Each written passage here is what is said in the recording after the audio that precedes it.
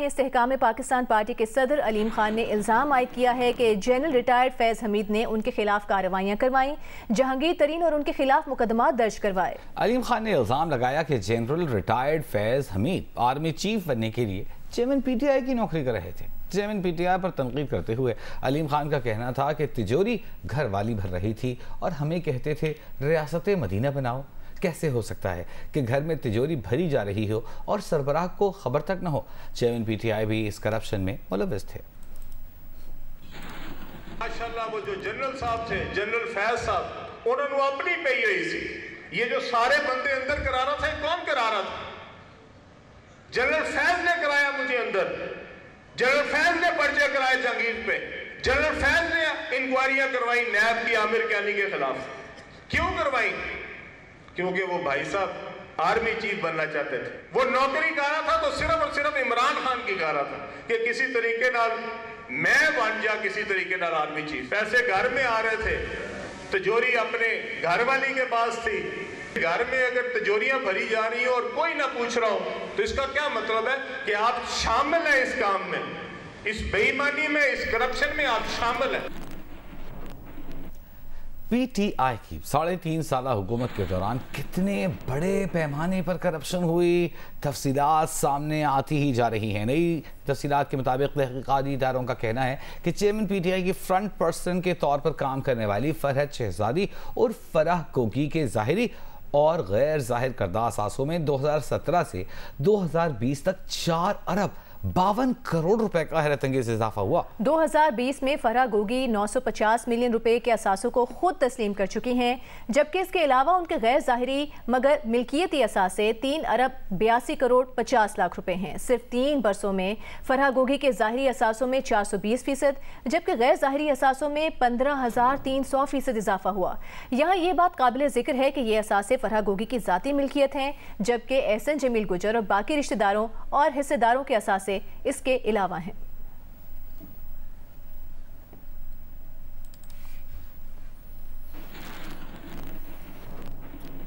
मुस्लिम league नून के रहनुमा अता तारड़ ने कहा है कि पंजाब से अरबों रुपए बनाना चेयरमैन पीटीआई और बुशरा बीबी का ज़रिए आमदन था। उनके फ्रंट पर्सन्स लूट मार करते रहे। साबिक वज़ीर आज़म खुद को नेकी और अपने मुखालिफिन को बदी से तशबीह देते थे। अता तारड़ ने कहा कि चेयरमैन पीटीआई ने दीन इस्लाम तक को अपने मज़मूम मकासद के लिए इस्तेमाल किया। कौम को नारा लगाया रियासत मदीना का, कौम को नारा लगाया अमर बिल मारूफ नहीं अनिल मुनकर। अमर बिल मारूफ हम हैं और नहीं अनिल मुनकर हमारे मुखालिफिन हैं।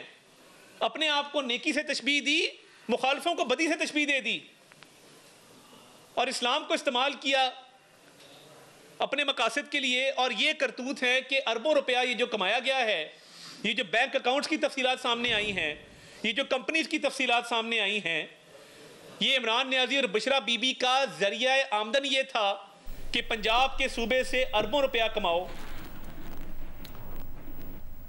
फराह गोगी के करप्शन से मुताल्लिक़ होशरुबा इंकशाफात सामने आने पर इनके पाकिस्तान के रहनुमा मुस्तफ़ा कमाल ने कहा कि जब लूट मार हो रही होती है हम उस वक्त नहीं रोकते, जब कोई चला जाता है उसके बाद इंकशाफात होते हैं। उनका कहना था ये कौम के साथ बहुत बड़ा धोखा और नुकसान है।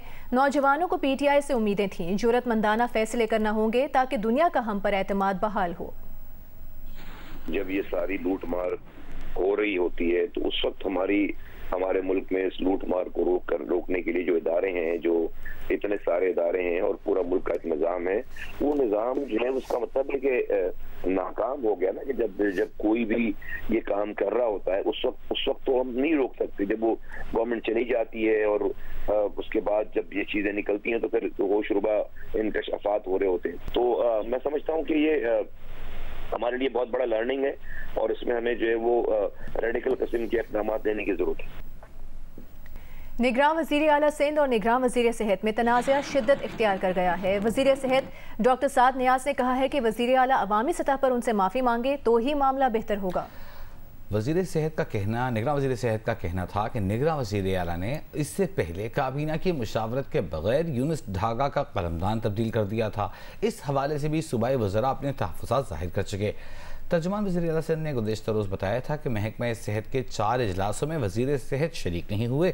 तर्जुमान वज़ीर आला ने यह भी बताया कि पहले भी निगरान वज़ीर सेहत के कहने पर 3 बार इजलास मुलतवी किए जा चुके। देखिए राना जावेद की रिपोर्ट। निगरान वज़ीर आला सिंध और निगरान वज़ीर सेहत में तनाज़ा इतना शदीद हो गया है कि वज़ीर सेहत सिंध डॉक्टर साद नियाज़ ने निगरान वज़ीर आला जस्टिस रिटायर्ड मकबूल बाकर से माफ़ी का मुतालबा कर दिया। कहा कि मामला बेहतर करना है तो निगरान वज़ीर आला को अवामी सतह पर उनसे माफ़ी मांगनी होगी। वो अपने काम में बेजा मदाखलत और करप्शन का साथ देने वालों को बर्दाश्त नहीं कर सकते। जियो न्यूज़ से गुफ्तगू में डॉक्टर साद नियाज़ ने बताया कि उनके महकमे का सेक्रेटरी लगाने और अहम इजलास से बेखबर रखा गया। महंगे तरीन रोबोट खरीद कर सूबे में करप्शन की जा रही है।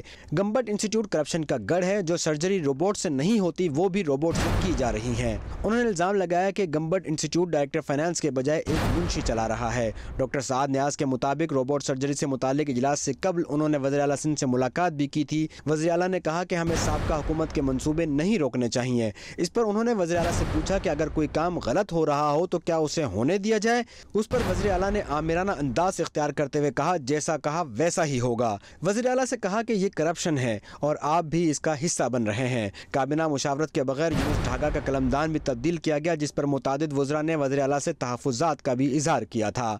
राना जावेद, जियो न्यूज़, कराची। और अब आपको बताएं कि रोबोटिक सर्जरी पर निगरान वज़ीर सेहत सिंध डॉक्टर साद खालिद नियाज़ का मौक़िफ़ सामने आया है। कहते हैं कि पित्ता जैसा मामूली ऑपरेशन हाथ से किया जाए तो 2.5 लाख रुपए का खर्च आता है, रोबोट से किया जाए तो 5 लाख रुपए तक का खर्च आता है। वो 5 लाख भी हुकूमत अदा करे। डॉक्टर साद नियाज़ का कहना है कि कतर अस्पताल के लिए रोबोट 2011 में 30 करोड़ में आया, जो कि आज तक इस्तेमाल नहीं हुआ। सिविल अस्पताल के लिए 2013 में रोबोट 37 करोड़ में आया, वो भी आज तक इस्तेमाल नहीं हुआ। पिछले साल पीपल्स पार्टी हुकूमत ने फिर 8 रोबोट बुक करा दिए, 1 आ चुका है, 7 रुकवा दिए गए हैं। 6 रोबोट्स के लिए पिछले साल 5.5 अरब रुपए जारी किए गए। SIUT के 2 रोबोट 1.25 अरब रुपए में खरीदे गए। जिना अस्पताल का 1 रोबोट 1 अरब 9 करोड़ में लिया गया। याद रखें कि ये ऑपरेशन करने वाले जदीद तरीन टेक्नोलॉजी पर मबनी रोबोट्स का जिक्र हो रहा है, जिसका डॉक्टर साद जिक्र कर रहे हैं। हैदराबाद के अस्पताल के लिए उन्होंने बताया कि 2 रोबोट्स के लिए 2 अरब 10 करोड़ 33 लाख रुपए मंजूर किए गए।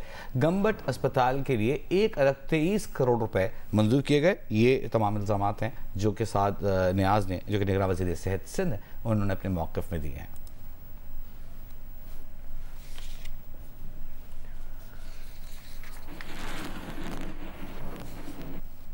कुछ दीगर अहम खबरें शामिल करते हैं। आपको बताते हैं मुजफ्फरगढ़ के हल्का PP 268 से मोहम्मद अजमल चांडिया, मोहम्मद अकरम चांडिया मुस्लिम लीग नून में शामिल हो गए हैं। मोहम्मद अजमल चांडिया और मोहम्मद अकरम चांडिया ने मुस्लिम लीग पंजाब के सदर राना सनाउल्लाह और अवैस लगारी से मुलाकात की। उन्होंने नवाज शरीफ और शहबाज शरीफ की क़यादत पर एतमाद का इजहार किया। मोहम्मद अजमल चांडिया ने 2018 में आज़ाद उम्मीदवार की हैसियत से इलेक्शन में हिस्सा लिया। इस मौके पर राना सना ने कहा कि अजमल चांडिया, अकरम चांडिया के मुस्लिम लीग नून में शमूलियत से पार्टी मजीद मजबूत होगी।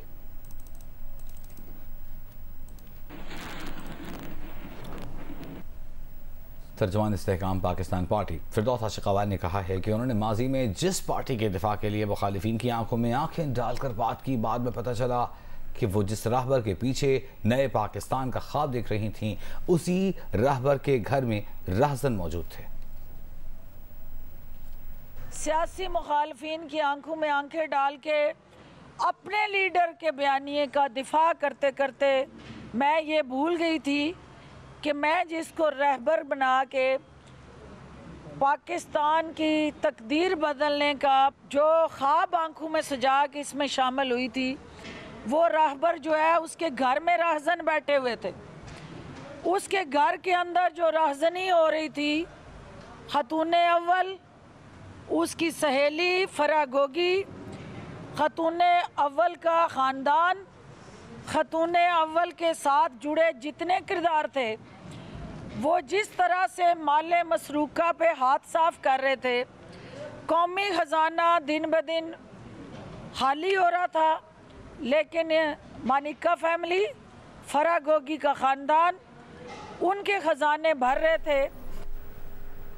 अभी आपको बताएंगे चेयरमैन पीटीआई के वकील शेर अफजल मरवत ने प्रेस कॉन्फ्रेंस की है। उनका कहना है कि चेयरमैन पीटीआई की अहलिया के खिलाफ मुस्लिम लीग नून ने नया सिलसिला शुरू कर दिया है। नवाज शरीफ के पाकिस्तान पहुंचने पर उनसे मुदब्बिराना किरदार की तवक्को थी।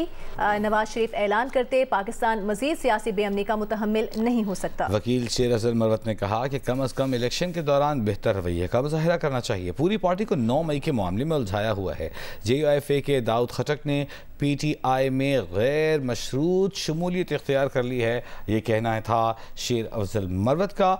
और आइंदा पीर को मजीद सियासी शख्सियात की PTI में शमूलियत का इम्कान है, ये बताया शेर अफजल मरवत ने। लाहौर में कश्फ़े दरवेश तंजीम के ज़ेर एहतमाम इकबाल डे के हवाले से क़याम इकबाल की सालाना तकरीब का एहतमाम किया गया। पंजाबी कॉम्प्लेक्स में कश्फ़े दरवेश के ज़ेर एहतमाम क़याम इकबाल की तकरीब की मेज़बानी आज़म मुनीर ने सदारत ब्रिगेडियर रिटायर्ड वहीदुस्समा तारिक ने की।